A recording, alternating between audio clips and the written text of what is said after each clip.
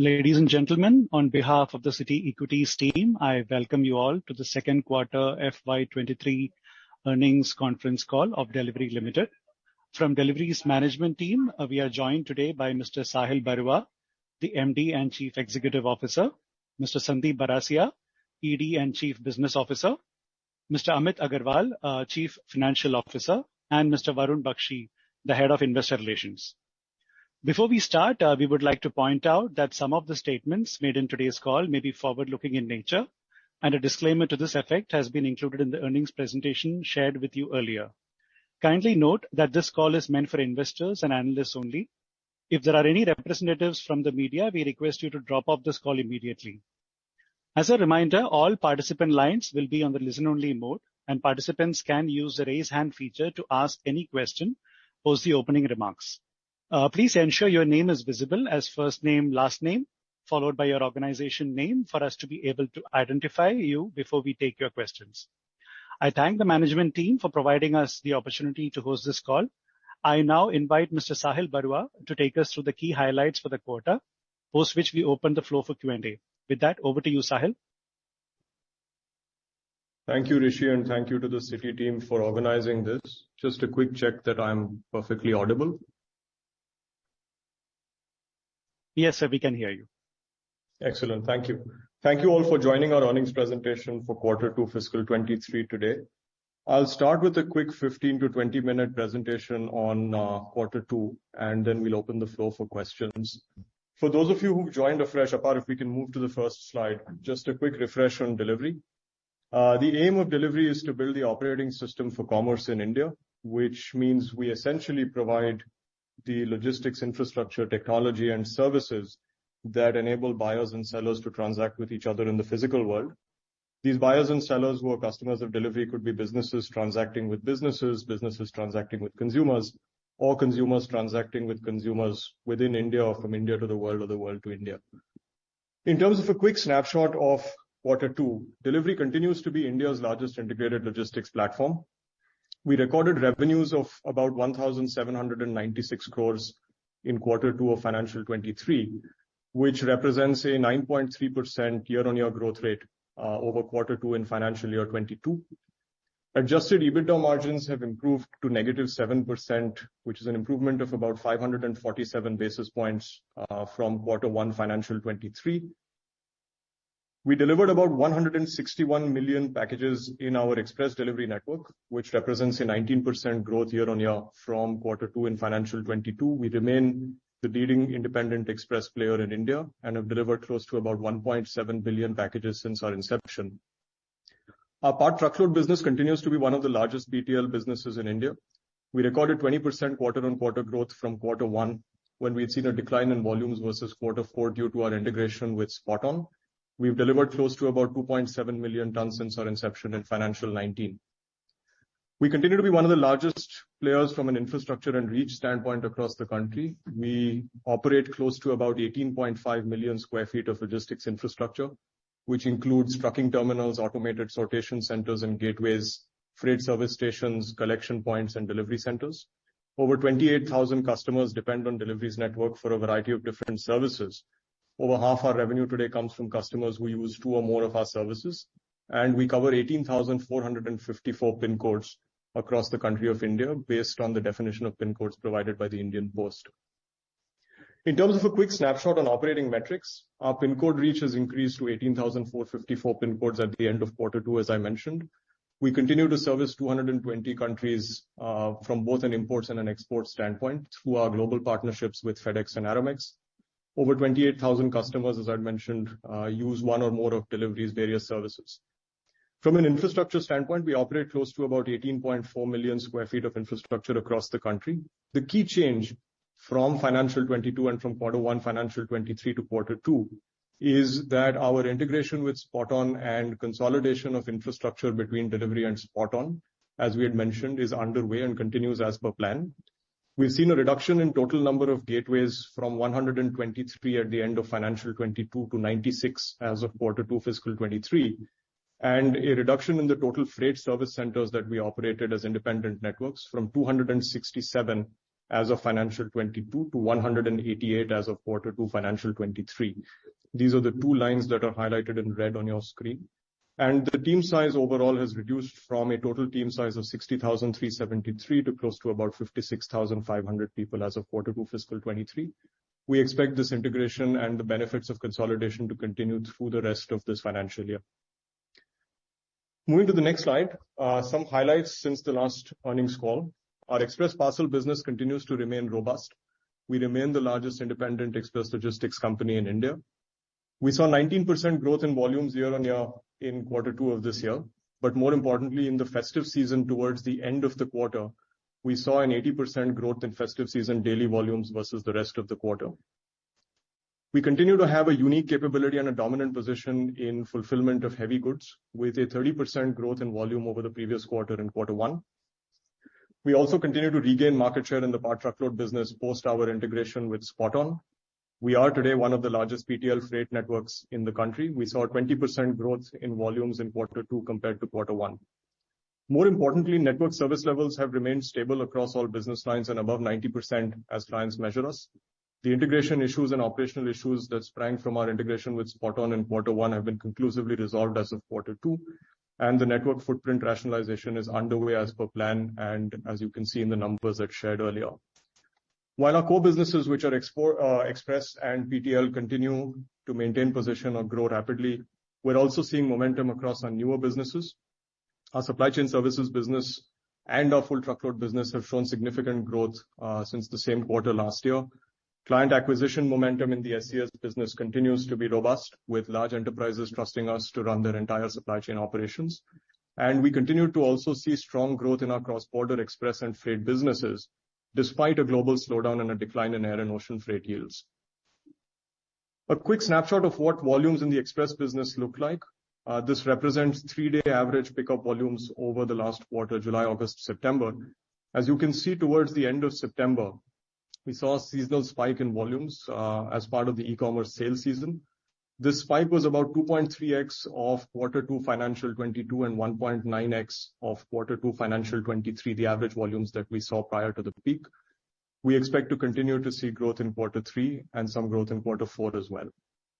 In terms of financial performance, as you can see on the bars on the left, revenues from services have grown from 1,644 crores in quarter 2 fiscal 22 to 1,796 crores, which is a growth of about 9% year-on-year. Express and PTL continue to be the dominant revenue lines, together forming close to 79% of revenues in quarter 2. And our newer businesses, which have grown rapidly, continue to form 21% of our overall revenues.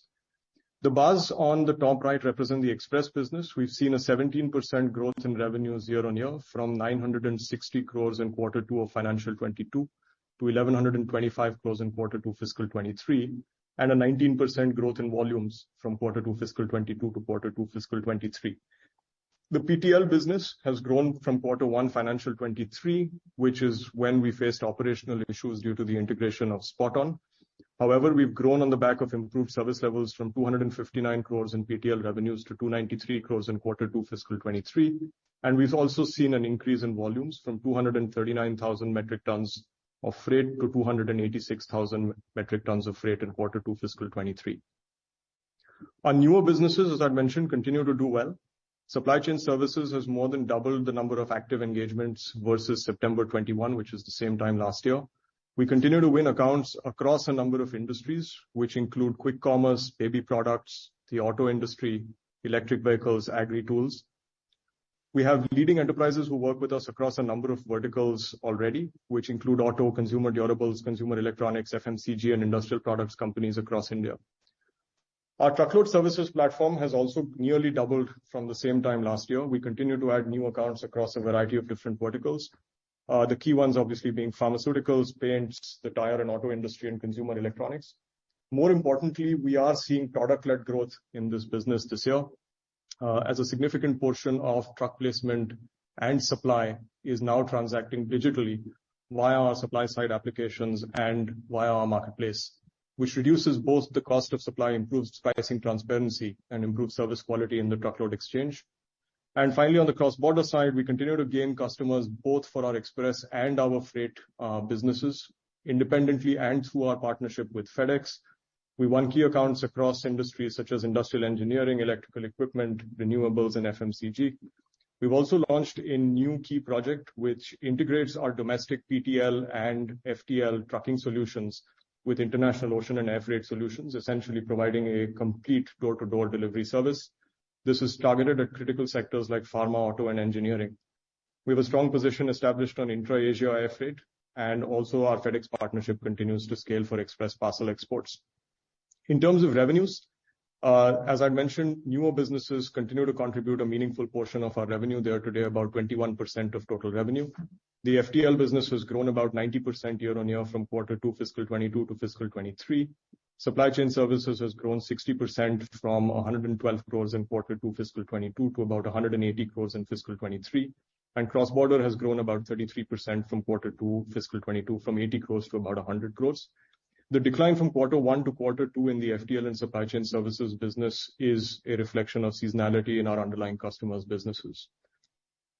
Now, while revenues have grown, more importantly, economics have improved sharply in Q2 compared to Q1.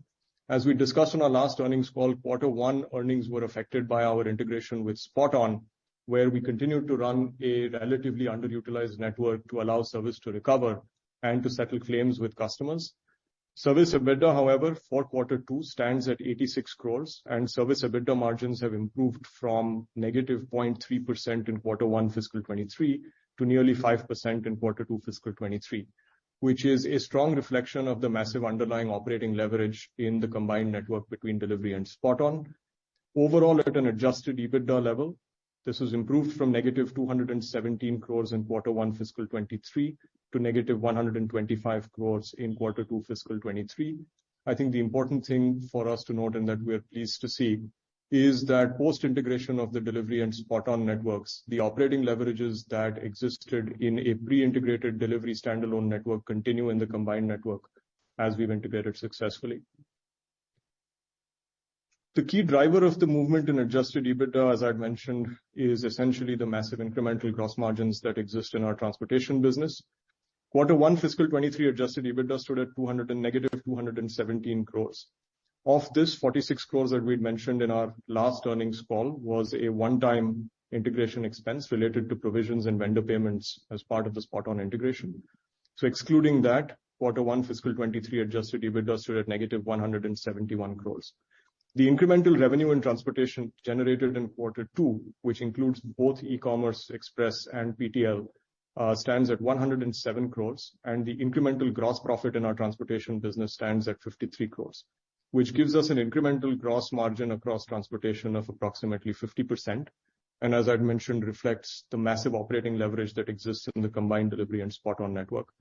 This is what has led to a total improvement in adjusted EBITDA from negative 217 crores in Q1 to negative 125 crores in Q2. And as volumes continue to come into the Delhivery network, from here on, we expect incremental gross margins to behave predictably and profitability to continue to improve. This is just a quick graphical representation of the same point. In Q1 fiscal 23, adjusted EBITDA had dropped to negative 12.5% owing to one-time costs and integration costs. This has improved to negative 7% as volumes continue to come into the network. We expect adjusted EBITDAs to continue to improve. As a quick bridge, if you focus on the column in the middle, which is Q2 fiscal 23, total revenue from customers increased to 1,796 crores compared to 1,746 crores in Q1 fiscal 23. More importantly, total absolute expenses reduced from 2,206 crores in Q1 to 2,158 crores in Q2.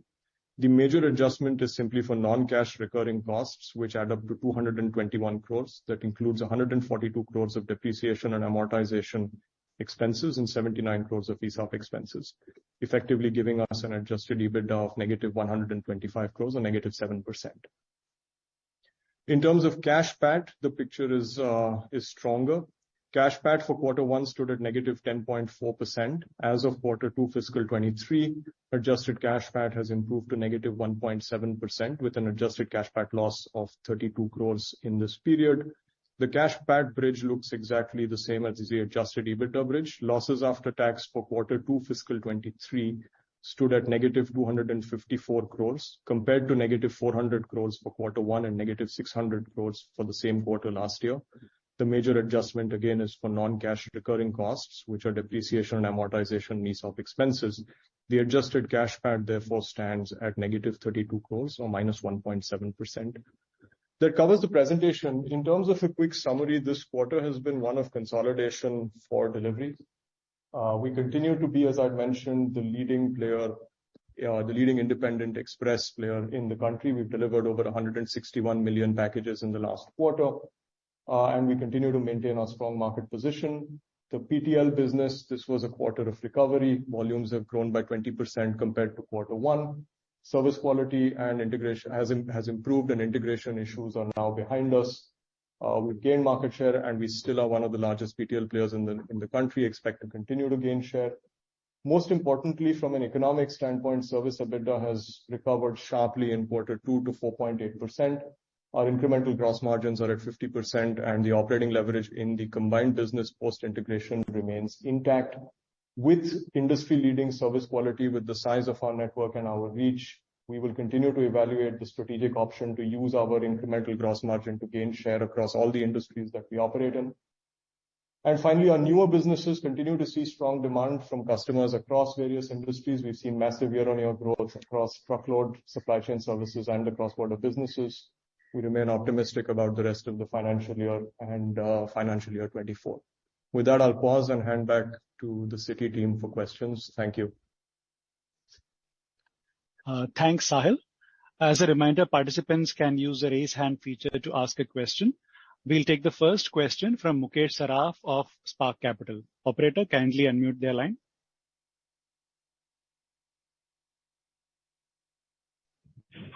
Good evening, and thank you for the opportunity.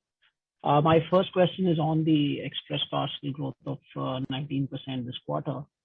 Could you indicate some sense on how the industry has been? Have we maintained market share, or have we gained market share, or any change in market share there on the express parcel? Thanks, Mukesh. We believe that we have continued to retain the market share that we had as of last year. I think our position as we look at each of our individual client accounts remains intact. Depending on which clients obviously see different levels of growth over the year, our consolidated market share position may change accordingly. We obviously have larger share with some customers and less share of wallet with some customers. But overall, our competitive position on the express industry remains intact. We continue to have the same cost and technology advantages that we had as of last year and continue to exercise that to defend market share. All right. Would you be able to comment on, say, large e-commerce platforms such as Meesho, which have on media been kind of commenting that their growth has been significant, much higher, maybe, than say 40-50% is kind of a number. So any wallet share shifts in such large accounts? None that we have seen. We continue to maintain the sort of market share with each of our individual accounts. And overall, if you look at it, as I mentioned, we saw massive growth in volumes with seasonality. Right. Thanks for that. And secondly, on the PTL business, we see on an average we have done probably about 3,200 tons a day. Last year, same quarter, we were about 4,500 tons, and in the fourth quarter, we're upwards of 5,000 tons. Could you give some sense on at what rate we exited second quarter, and probably some indication of how October, November has been? So we're currently at a rate which is close to about 3,400 to 3,600 metric tons of freight a day. I should add some context over here. In the PTL business, our first port of call was really stabilizing service issues post the integration on quarter 1. I think we've successfully navigated that period in quarter 2, and service levels, in fact, are better than they were in a pre-integration world, not just in terms of network speed and reach, but also in terms of quality metrics, which include shortage deliveries, damaged deliveries, and so on. So this has actually been a pretty good quarter from a service level standpoint. Also, the other sort of exercise that we undertook post-integration was to take a look at all of the individual client accounts that we had, both as Delhivery and as Spot On, to evaluate accounts which were unprofitable for Delhivery and Spot On, and either renegotiate pricing or eventually stop services. And also to get out of certain accounts where we had to provide highly bespoke services, where it made more sense for us to focus on sort of a standard SPTL product. Sure. And just last one, if I may squeeze, we did get some sense, from the industry participants that some of the large e-commerce platforms are looking to split the services across first mile, mid mile, and last mile between different vendors. While Delhivery does provide end-to-end logistics, do you think this in any ways is happening, and will this impact Delhivery's positioning in the market? Not at all, because when we establish the fact that we are the lowest cost operator in this space, we are not just the lowest cost when bundled, we are also the lowest cost at each individual leg of the transaction. Okay. Our first mile cost is the lowest, our mid mile cost is the lowest, and our last mile cost is the lowest. So this is actually a structural advantage, and I think it makes more sense to outsource it. So Delhivery, essentially what I'm saying is it's impossible to unbundle Delhivery. Right. Got that. Thanks a lot, Sahil. I'll get back in the queue. Thank you. The next question is from Gaurav from Morgan Stanley. Please go ahead. Hi, thank you for taking my question. So first question again is on the express parcel business. How should we think about recovery from here? Going by the commentary that you made on the festive season, it appears that we are likely to be under 20% growth for the next 2 quarters. So how should we think about transition back from 20% number to like 30%, like we have been doing sustainably for last several years? How should one think about that? See, I think in the express business, it's a pretty simple answer. We monitor our share of wallet with every single account that we work with. We also manage our overall client portfolio to make sure we're not unnecessarily concentrated with any single account. We will maintain our share of wallet with every single account that we have, and depending on the underlying growth that each of these accounts will see in the market, our consolidated market share will change as a consequence of that. The other important thing to note is that ultimately we are the highest quality network. We are the largest network from a reach standpoint, and we also have the lowest cost structure. Our incremental gross margins are shared with you, and so our ability to use our gross margins to protect our share if we have to is also in some senses unlimited. So that's sort of the way I would think about it. We will essentially maintain our leadership in this space. Got it. Secondly, if I can add, we will periodically go back and look at what we believe is the market size and scale and what our share is with each player. And obviously we triangulate it through various sources. It's not something that is given to us, or we don't have a Nielsen in our industry as such. And as Sahil said, I think we will make adjustments. And if you feel like if there's any count where we feel like our share position has changed, we will actually do what we need to do to defend our share under any circumstance. Right, that's very helpful. You had given a number a couple of quarters back. I think that your market share in the overall express parcel business is around 21 to 22% or even higher than that. Where do we stand as of now in your broad estimate? Not significantly changed at all. Got it. Last question on the 50% incremental gross margin. Should we think about going forward that kind of a ratio holding up, or in the sense that correlation holding up, or is it also the fact that we created a lot of capacity this year and that is why the incremental gross margin is very high? So how should one think about the, more like a sustainable incremental gross margin in this business of transportation? Thank you. That's actually a very good question, Gaurav. In fact, today, as I look at the network, our incremental gross margins could have been higher, which means we continue to carry a little bit of capacity that is underutilized in different segments. Obviously, when you look at capacity, it's a complicated sort of decision because there are different points of capacity. As an example, the automated sort stations continue to be quite heavily capacity utilized. The hubs and the line haul network are still running slightly underutilized, and the last mile network can probably absorb another 30% volumes overall. So the capacity answer is sort of split across different legs for delivery. So one, I think our overall incremental gross margins could increase from here. The second is this is based on historical precedent. Obviously, as we start getting to capacity utilizations of close to 85 to 90% and have to reinvest, we see incremental gross margins at that point coming down to maybe about 45% or so. But there's basically massive underlying operating leverage in our business. That's very helpful. Thank you so much. The next question is from Pulkit Patni. Please go ahead. Yeah, thank you for taking my question. My first question is, when I look at the slide where you talk about your key operating metrics, and between Q1 and Q2, we've seen some reduction in capacity. Now, while this is clearly, for better integration of Spot On, just want to understand, does it in any way also indicate our thoughts about growth? Because, for a company which is in a high growth sector, to actually cut capacity at this stage, how should one look at this in terms of growth for us, say, over the next few quarters, going forward? That would be my question number one. Sure. You should not view this in any way as compromising our estimates of growth going forward. This is the number of freight service centers that we run. If you look at the overall infrastructure that we run as of the end of financial 22, we had 18.15 million square feet of infrastructure. That has risen to 18.46 as of Q2. Our network team continuously reevaluates the structure of the underlying network and decides what is best for us to consolidate. Let me give you an example, Pulkit. As an example, even today, because of Delhivery and Spot On having independent hubs in Pune, we continue to run 2 hubs in Pune. Over the next 18 months, those 2 hubs will be consolidated into a single hub.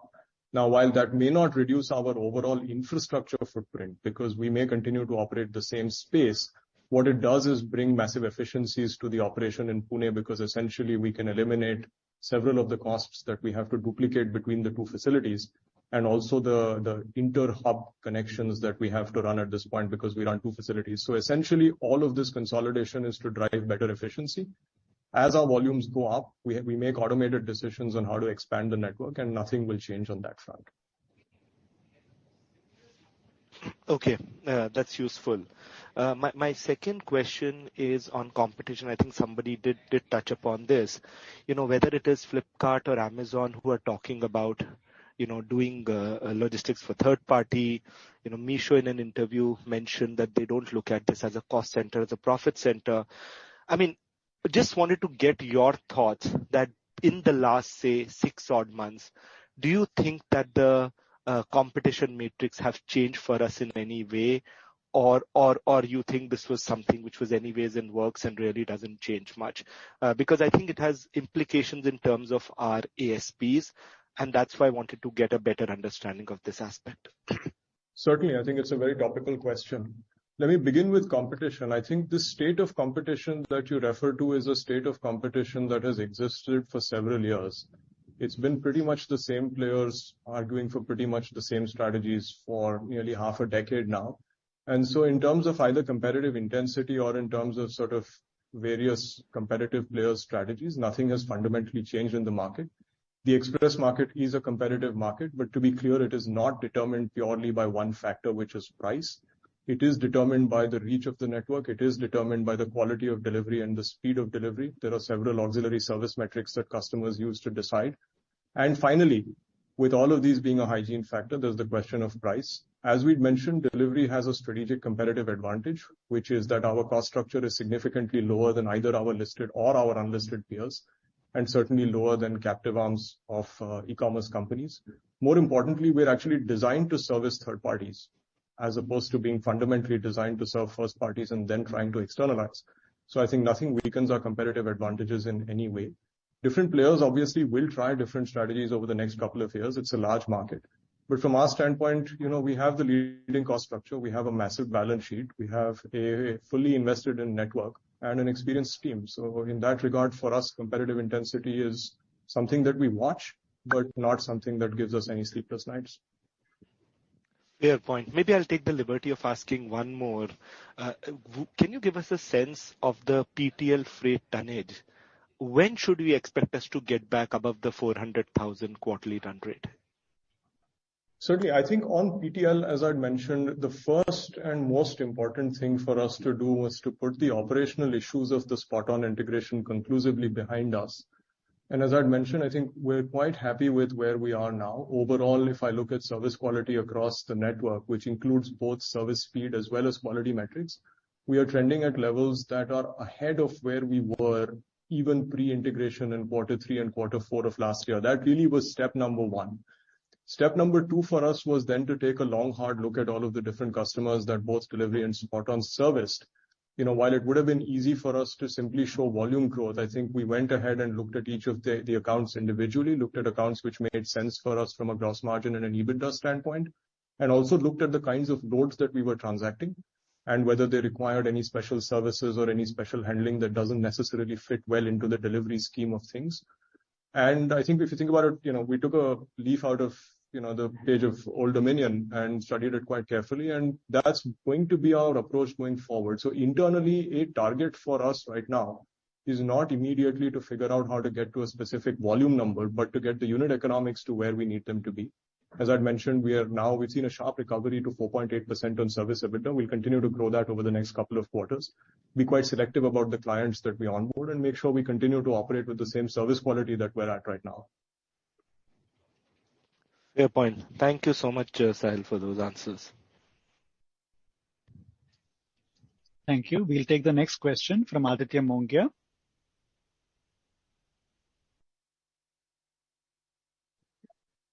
Thank you for the opportunity. The first question that I had was more linked to the part truckload business. Now, on a Q&Q basis, it seems as if there has been some reduction on a per ton revenue number or the yield number. Just wanted to get a sense of whether we today are starting to offer more discounts that will come, which will become lesser over time, or is there something else which is maybe more seasonal associated with this Q&Q movement? No, so we are not offering any additional discounts. The optical change in the yield that you can see per kg is due to one, there is an Ind AS adjustment that we have made. The second is that for spot on earlier, a certain percentage of the revenue was being recognized on pickup volumes. Delivery, however, operates on a conservative approach where we recognize based on closures. And that has also led to a change in the overall yields. I think as you see Q3 and beyond, you will see yields normalize to where they were in the Q1 timeframe, which is somewhere between 10 and 11 rupees a kilogram. Sure, that clarifies. And the second question that I had was on the express parcel segment. Now, as both of us are understanding, there is a moderation in the industry growth. Maybe from high 20s to high teens at this point of time. I wanted to get a sense of how much of this would, in your opinion, be more cyclical in nature, and how much of it, in your opinion, could be actually structural from here on. I'm just trying to get a sense of when things normalize. Will they completely go back to where they were, or will there be a middle ground achieved?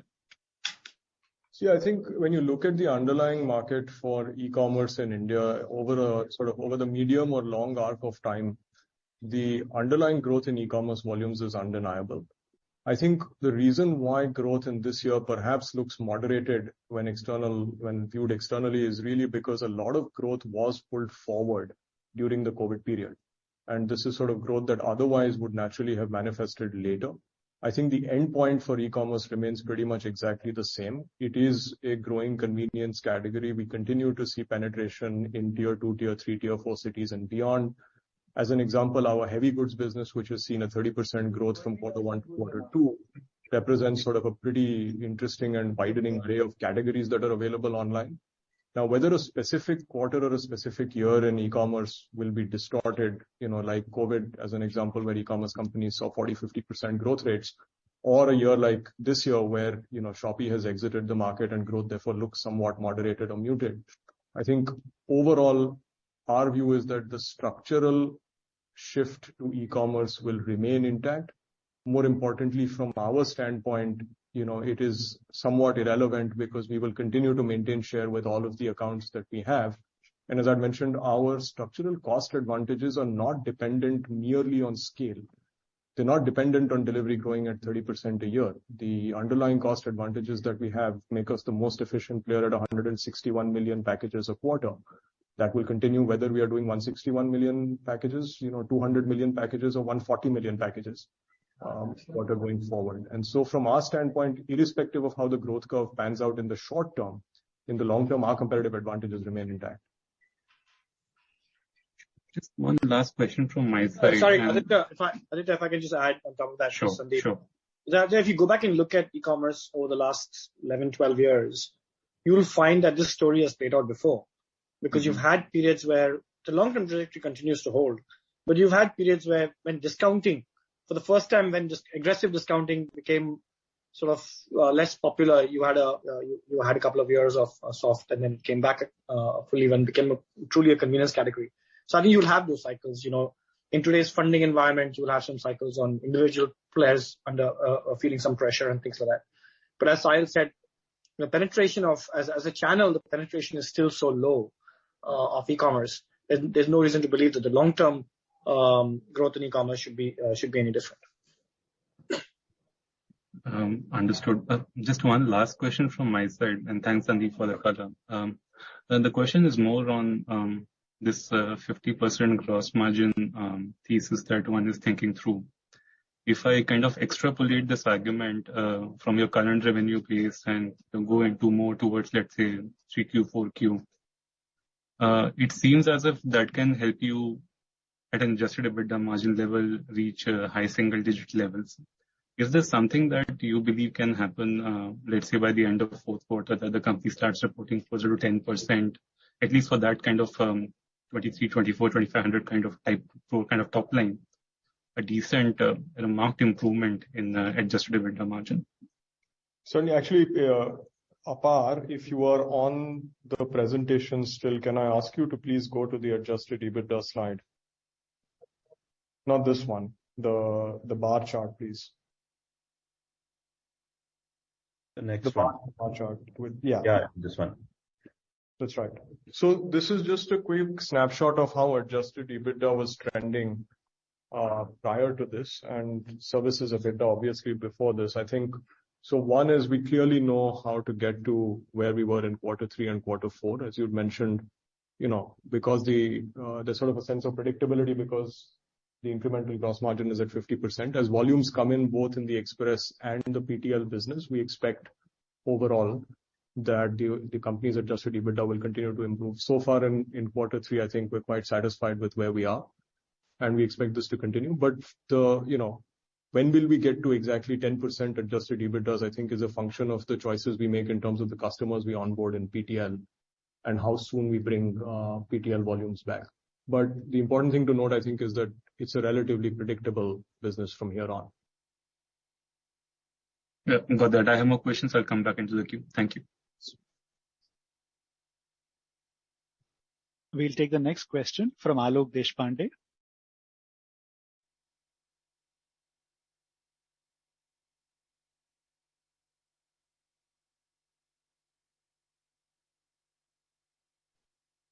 Alok, you can proceed with your question.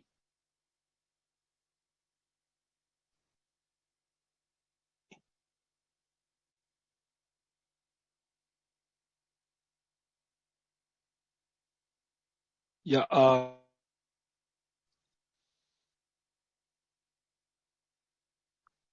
Please go ahead, Alok. I think you muted yourself. Yeah. Okay. So I just wanted to refer to a couple of statements that you had mentioned in your Q2 business update, which had come out a few days back. So one was you mentioned that while the festive season sales surge in shipment volume will spill over to Q3, we anticipate moderate growth in shipment volumes through the rest of financial years. Now, this moderate growth that we are talking about, is it more because of a much higher base in the H2 of last year, or is it a general sequential growth which you think will be quite moderate in nature? So I was just certainly, I think, Alok, the big change, that's an important question actually, and we should have called it out. The big change, obviously, when you look at H2 of last year, is that H2 volumes were somewhat distorted by the presence of Shopee in the market.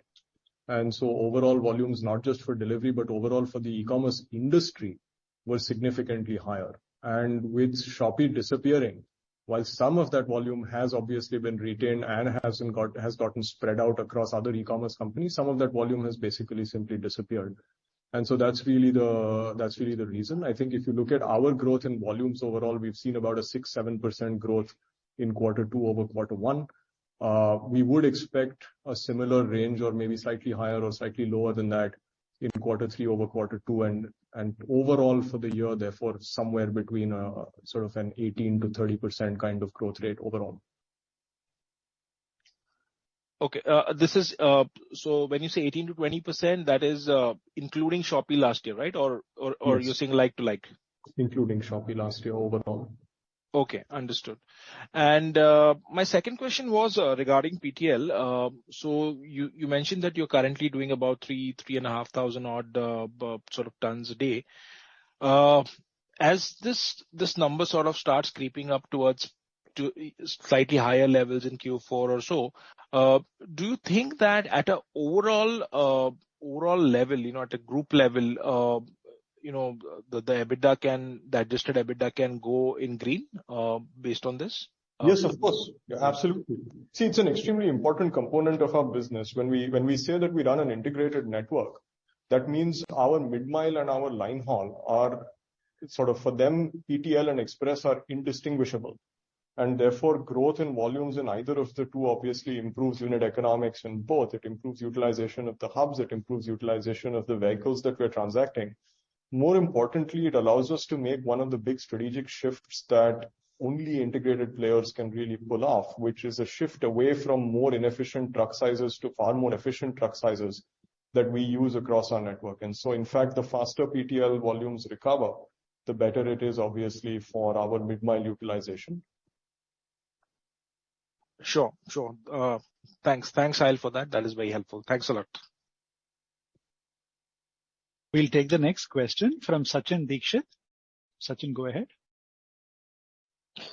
Hey, hi. Congratulations on results. I had a quick question with regards to the steady state service EBITDA margins, right?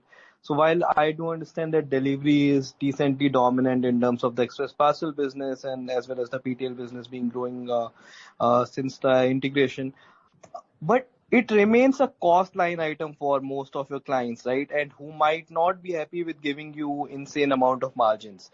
So where do you think your service EBITDA margins stabilize and how's the journey to it? So, Sachin, actually, the point that you make is precisely the point that we believe is our strategic advantage, which is that this is a cost for our customers. Our objective is not just to state that we're building the highest quality transportation player in India. We're also building the lowest cost transportation player in India. And in the express parcel industry, I think if you were to do a benchmarking, you would find that we have the lowest cost structure out of our competitors. And so the fact that our customers are extremely price sensitive is in fact a competitive advantage for delivery. And as I'd mentioned, with our incremental gross margins, our ability to use our gross margins to drive up market share in the underlying industries that we're in is massive. We have done this in the express parcel space. We evaluate every one of our customer contracts continuously and make sure efficiencies are passed on to them. And essentially, we get rewarded for that in the form of excess market share. So the risk that you're pointing out, we actually think of as the fundamental opportunity at delivery, because when you think about it, direct costs of logistics in India have to reduce. And only large integrated players will have the ability to reduce it, which is sort of what the core of our business is all about. In terms of service EBITDA margins, as I'd mentioned, if you were to look at the overall incremental margins that we're generating, it is possible to actually model out what margins for delivery will look like going forward. In our experience so far, the service EBITDA margins for our transportation businesses can reach levels of close to about 17 to 20% based on the utilization of the network without service degradation. Obviously, as we continue to introduce more trailers, as we continue to introduce more automation across our hubs, there is the opportunity to fundamentally disrupt that cost structure further as well. Sure, thank you. And can you also give some understanding on how the supply chain services business is going on and how are you acquiring customers there? Sure. In the supply chain services business, essentially, it is a end-to-end fulfillment services business that we run.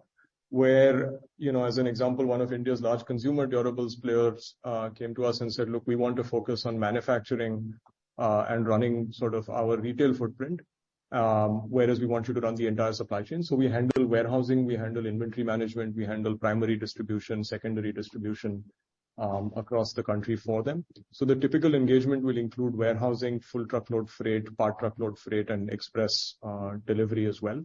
The margins that we see in that business on all the transportation businesses are equal to or higher than the margins that we see on the transportation businesses standalone. And then on warehousing, we take a strategic call, account by account, as to what kind of margins or pricing we want to offer to customers. Typically, these are long-term contracts to run either entire regions or the entire supply chain for the customers that we have. The reason customers choose us is very simple. One is the underlying philosophy of our business model is it allows our customers to variabilize their supply chain costs, and obviously at the same time have access to the highest quality transportation partner in the country, and to centralize procurement of logistics with a single partner. So you don't need to run multiple 40, 50 different partners helping you with either trucking or with express delivery or with warehousing. So it brings predictability, it brings transparency, it brings speed. Our focus obviously is on sectors like, for instance, where obviously supply chain complexity is high. So obviously e-commerce is one of them, consumer durables, consumer electronics, auto and auto spare parts, FMCG, pharma, some parts of industrial goods. These are sort of the industries that we remain highly focused on. If I may add, what has happened over the last 6 months is that the number of industries that we serve has widened. The number of use cases that we've proven out that this model works and is actually have increased. And so we now actually have a much larger scope that we can actually go after in the market, and more success examples that we can share with customers. The other thing that you should also note is that the supply chain services revenue, when we report it includes a decent chunk of part truckload and full truckload, not just warehousing. We just don't double count it. It is actually reported within supply chain services. So underlying part truckload volume that we probably handle is actually significantly higher, as well as the underlying full truckload volume. Great. That sounds perfect. Just one final question on this ONDC that the government is pushing. What are Delhivery's plans to participate or not participate? How do you think of it? Just last question. We are discussing integration with ONDC, and I think we obviously will be integrated and will be a logistics partner of choice for all of the sellers on the ONDC platform. But as of now, I think the platform itself is still maturing, and as it gains traction, I think some of our plans with regards to ONDC will become a little clearer. From our standpoint, though, our services are easily accessible. We'll integrate with ONDC, and if it's scaled, we're happy to be sort of big partners. Great. Kapil, Thanks so much. Kapil, why don't you just add? Yeah, so we have already submitted our application to ONDC, and as Sahil mentioned, as the platform picks up, we'll start seeing the app on their platform, and you'll see the app on the platform very soon over there. The testing is done. Yeah. Got it. Thank you. The next question is from Abhishek Ghosh. Yeah, hi. Am I audible? Yes, Abhishek. Yes, you are. Yeah, hi. Thanks for the opportunity. Sahil, just since you're on the supply chain business thing, just one observation. Q on Q, we have seen a decline in revenues by almost about 20-25 odd percent. Any change in accounting? Because we usually thought this is a seasonally strong quarter. How should we look at it? Any thoughts there? Yeah, sure. It's basically just underlying seasonality for a couple of our customers for whom Q2 is not historically sort of a strong quarter. As an example, in consumer durables, one of our customers has significant seasonality in Q2, and that's what has affected overall revenues for the quarter. But that will rebound in Q3 and Q4 as ship outs increase. No change in accounting standards. It's an underlying sort of reflection of the customer mix that we have. Okay.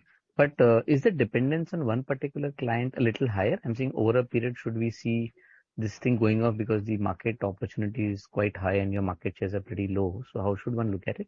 Obviously, that's actually the right observation. We do expect over time the impact of this seasonality in any single customer to reduce. I think the other thing in our supply chain services business is that revenue, while accounts begin, the full sort of impact of revenue growth takes typically anywhere from about 2 to 6 months to reflect, because that's sort of the period that we take to stabilize operations, to grow operations across various different warehouses, because typically these customers will either be shifting from in-house operations or from a different third-party partner to delivery.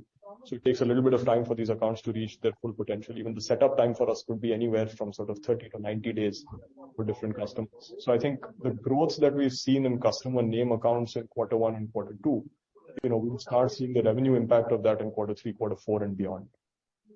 Okay. That's helpful.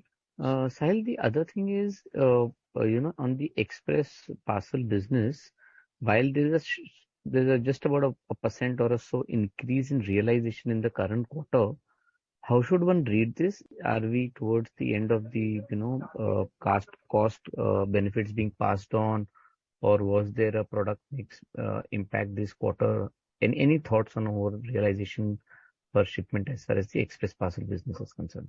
Yeah, sure. See, realization overall is a function of basically 2 or 3 different things. One is it's a function of the customer mix. The second is it's a function of the distances that we are shipping. The third is it's a function of the COD versus prepaid ratio and sort of the extent of returns that the network is handling and the speed choices that various customers make. There's no underlying change in our pricing philosophy in Q2 versus Q1. That said, we evaluate every customer account differently. We have target gross margins and target EBITDA margins for every account that we operate. And as we continue to gain efficiency, we proactively pass those benefits on to our customers. One of our stated strategies is to commoditize the space that we're in. We believe that every customer should have access to low cost, high quality logistics. That's the foundational idea of delivery, and we will continue to sort of exercise that judgment with our customers. In terms of the question about whether we're close to the end of the cost curve, I'd have to say the answer to that is no. Because as I'd mentioned, incremental gross margins right now are at 50%. Our belief is that incremental gross margins actually could be higher as utilization of the network continues to improve. So we're not necessarily at the end of that cost curve. We still have underutilized capacity at the last mile, for example, and in certain sections of our mid-mile and hub operations. As volumes scale up, that will get utilized. The other benefit, of course, when running an integrated network is that because our mid-mile and our hub operations do not distinguish between PTL, freight and express, growth in either of those businesses contributes to an improvement in economics in the other. So as PTL volumes go up, express becomes more efficient. As express volumes go up, PTL becomes more efficient because we're able to run more docks across our hubs. We're able to run larger trucks. We're able to run greater frequencies. And we expect that to continue. So, over the next couple of quarters, I think we will introduce more tractor trailers across all of the critical routes. We will increase utilization of the trucks. And as that happens, overall cost per shipment will continue to come down. And at an account to account level, we will make the call on how much we want to pass on to our customers. Okay. Sahil, just one more question. If you look at the PTL business as it's already visible, we're almost about 20-25% down, or maybe a little higher on number of shipments from the last peak that you had done. So there has been some business loss because of the integration and other things. So how difficult it is now to get back those customers? And because somebody would have got that share in the meanwhile, and so are you having to discount it? While you mentioned you are not discounting it. So what are the challenges? Is there a change in the medium term growth rates for this business given the whole integration issue? Just some thoughts there, because once a customer goes away, to get him back, you have to offer him something extra because, it's a customer experience. So just from that perspective, your thoughts. Absolutely. I think, the first thing is we looked at all of the accounts that we currently are active with. And fortunately, accounts representing nearly 90% of our revenue pre-integration are active with us and are working with us. Some of the accounts that are not active with us include retail partners where we felt that the loads that were being tendered into our network were not appropriate for our network. And there are certain customers, like I'd mentioned, who continue to operate other parts of their requirements with us, but where we felt that their PTL requirements were not ones that fits the delivery network. And we've consciously decided not to continue with some of those accounts. I think the important thing that customers look for is service quality, which includes not just network speed and reach, but also quality in terms of shortages and damages and potential claims. As I mentioned, what we're particularly happy about is the fact that service quality as of now is better than we were at pre-integration levels, which means the integration not only has been conclusively completed, but in fact, some of the service gains that we expected to see have played out as of now. Obviously, we continue to remain quite watchful because it's only been a couple of months since the integration has stabilized. But that's the leading indicator of share gain. While customers are price sensitive in this market, I think it is important to recognize that freight as a percentage of value of goods shipped is not very large. And so customers are sensitive to quality of service. The second thing is that different logistics companies at different points in time are affected by operational constraints. I wish I could sit here and tell you that there are no further operational constraints which will ever affect delivery going forward. But as an example, if you happen to build your hub in a part of Bhiwandi, which goes underwater when it rains in Bombay, you are bound to have service issues. And at that point in time, customers will select an alternative. Customers are also understanding of the fact that they have to shift loads across different logistics partners when various networks have issues in specific locations. That's why they run redundant partners. And that's why it's not exactly a winner-take-all market, but it is possible for somebody to build dominant scale. And that's really what we're going after. So long answer to your question, no, we don't have to offer discounts to regain customers. Our service quality is what gets us those customers along with our reach. We're becoming more selective about the kinds of customers we want to admit to make sure we can maintain that service quality and the margins that we want to generate. And overall, I think we are going to see recovery in this business over the next couple of quarters. Great, Sahil. Thank you so much and wish you all the best. Thank you so much. Thank you. The next question is from Abhijit Mitra. Please go ahead. Yeah, hi, am I audible?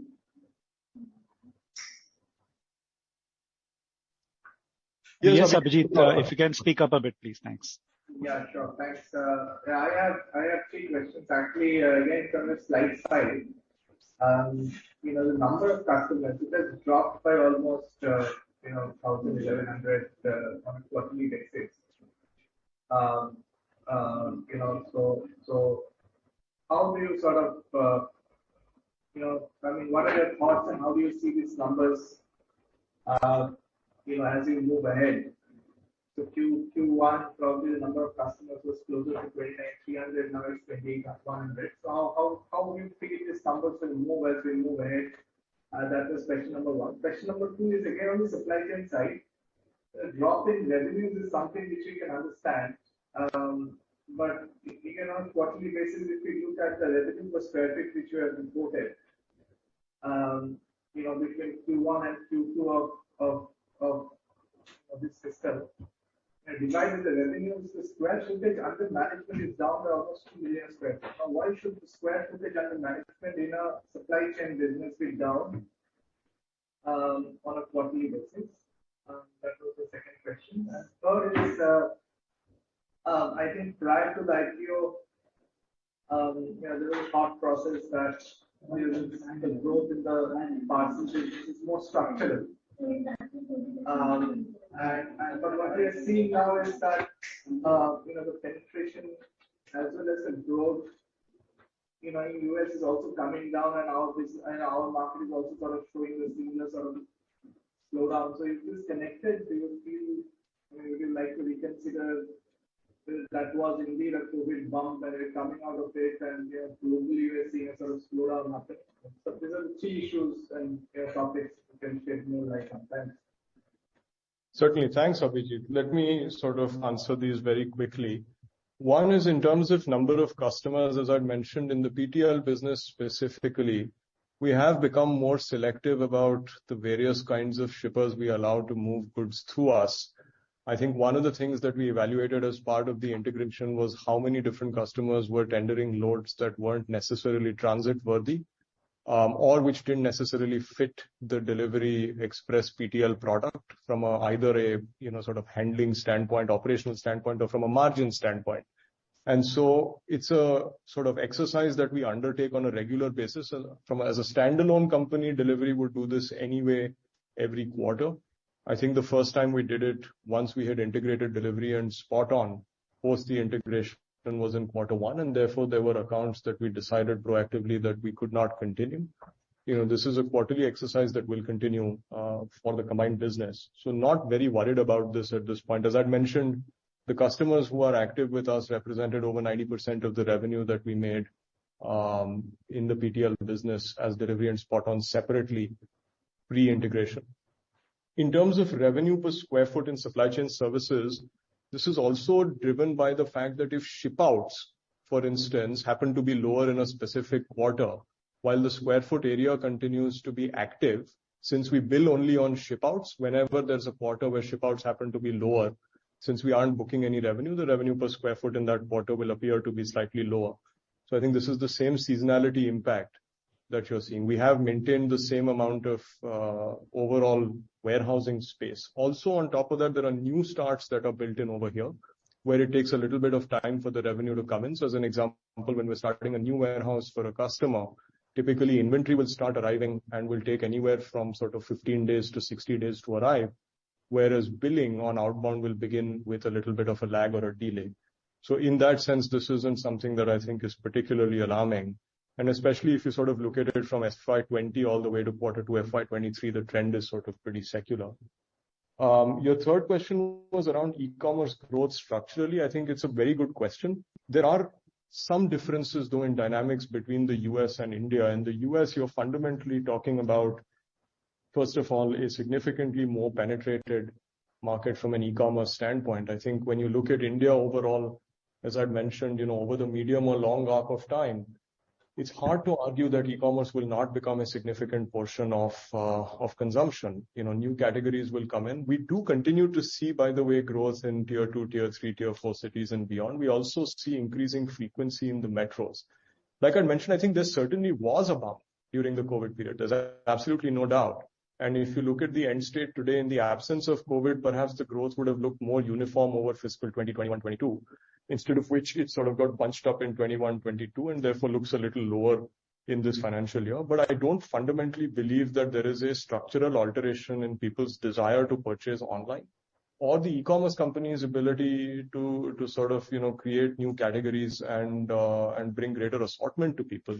One of the easy ways to look at it is to see sort of the expansion to some extent of some of the direct-to-consumer brands and the sort of speed at which these D2C companies have been able to grow. So I think overall, while this year may look bumpy, when looked at over a medium-term period over the last 3 years, I think growth in e-commerce has been solid. We don't see any structural reasons for that to not continue. And the last piece that I would point out is why we are a little more sort of insulated from small periods of low growth in e-commerce is, as I'd mentioned, because of our cost structure. Our competitors struggle with periods of low growth because typically in those periods, they do not have the ability to reduce pricing if they want to continue to grow. Low growth periods are good for us because, as I mentioned, even at 161 million shipments, we have a profitable express business and high incremental gross margins. We have the ability to continue to improve our cost structure. We have the ability to continue to pass those benefits on to customers and gain more market share at that point in time. So in that sense, we're a little more insulated from any short-term events that happen in e-commerce than anyone else. But again, as I mentioned, structurally, I don't think there is any reason to believe that e-commerce is sort of, not going to grow quickly in India going forward as well. Thanks. That's all from my side. Wish you all the best. Thank you, Abhijit. Thanks, Sahil. We have reached the top of the hour, but we have received a few questions on the chat window. If you can take a couple of them pretty quickly before closing this call. The first one is, what is being adjusted while arriving at adjusted EBITDA versus EBITDA? Apar, if you can just bring up that slide again, please.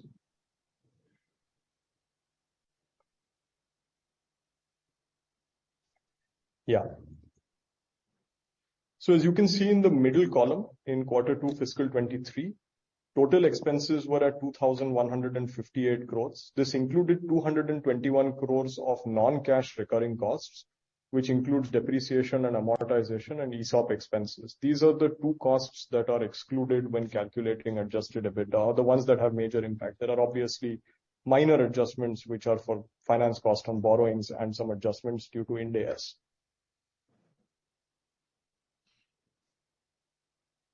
Rishi, should I just read out the rest of the questions and answer them? Sure. This next one is on the ESOP expense roadmap for the next 5 years. If you can share some color around that. Sure. Again, Apar, I think we have a backup slide on this. And Amit, our CFO, is on the call. Amit, would you like to answer this, please? Sure, Sahil. Can you go back to the previous slide, Apar?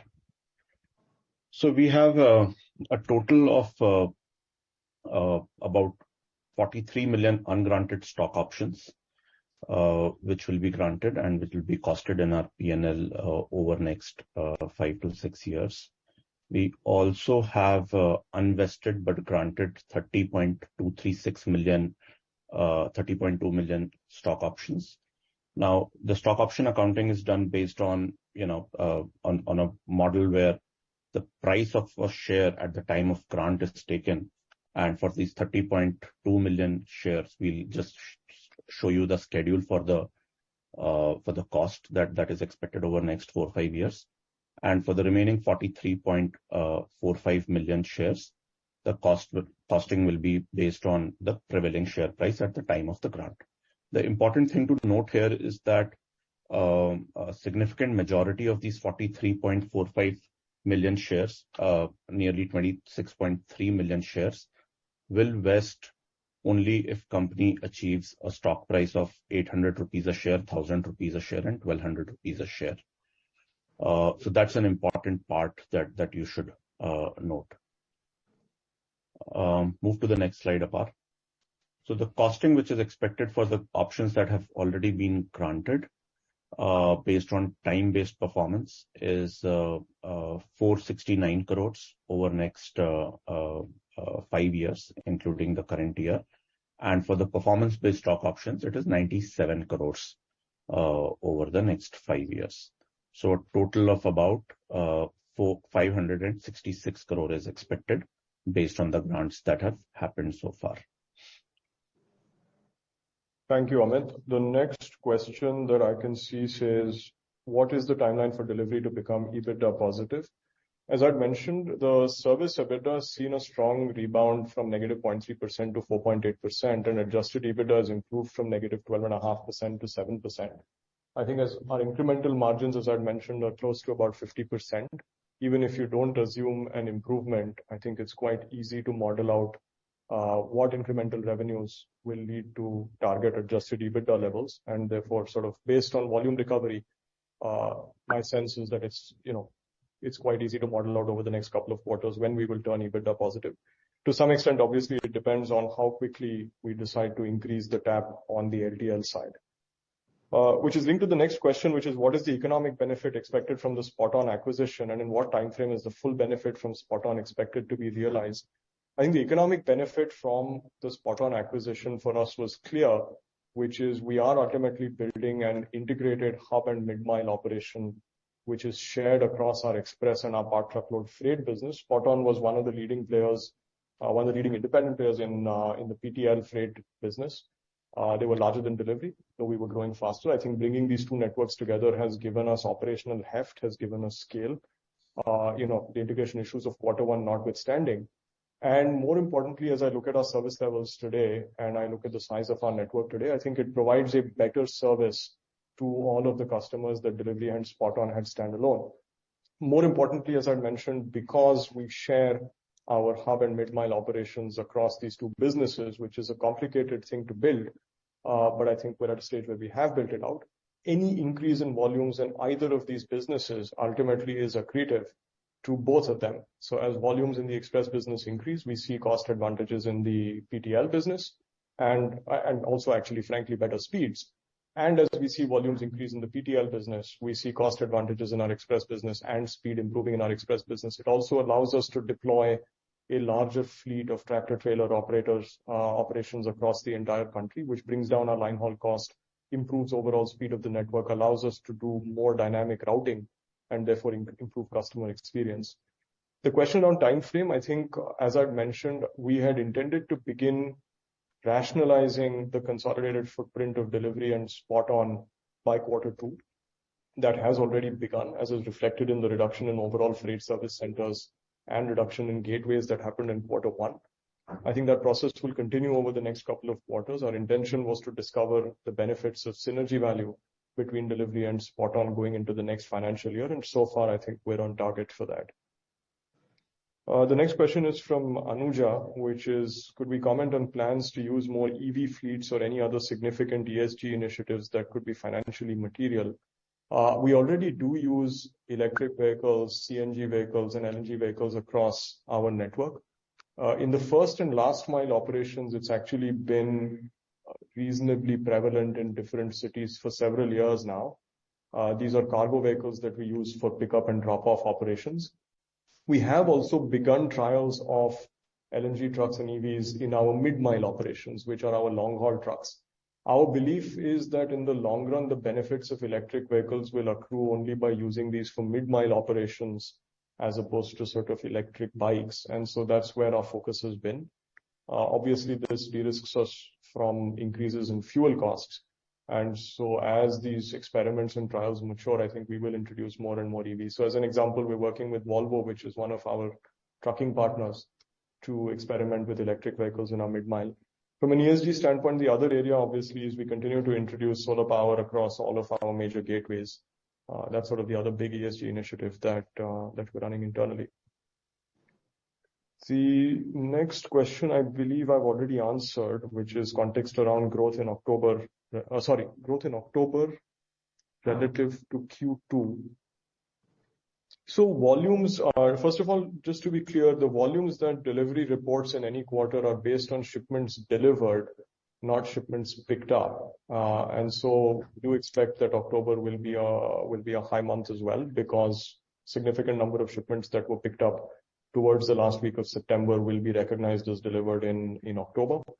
I think overall volumes in Q3 remain in line with our expectations overall. You know, the festive peak of September was a big high point, and then volumes sort of return to normal, start growing again towards the end of the year. We don't see any fundamental change in industry structure overall. How should we think about CapEx and lease additions going forward, considering the revised growth expectations?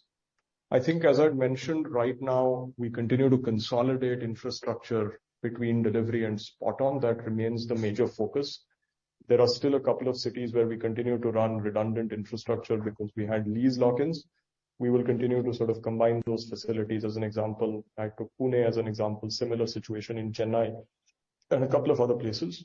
From a CapEx standpoint, I think typically our CapEx has come in at close to about between 5.5% and 6.5% of revenue. Over time, we expect that to stabilize at between about 3 and 3.5% of revenue, which will include both new CapEx for new sortation centers and new gateways that are being built, as well as maintenance CapEx for existing sortation centers and gateways.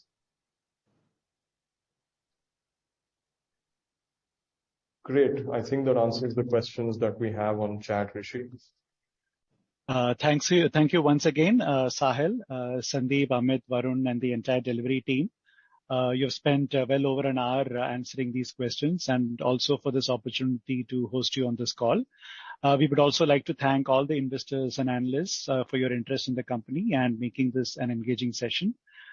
We can conclude the earnings call here. Have a good evening. Thank you. Thank you all for joining. Thank you, Citi team, for hosting us.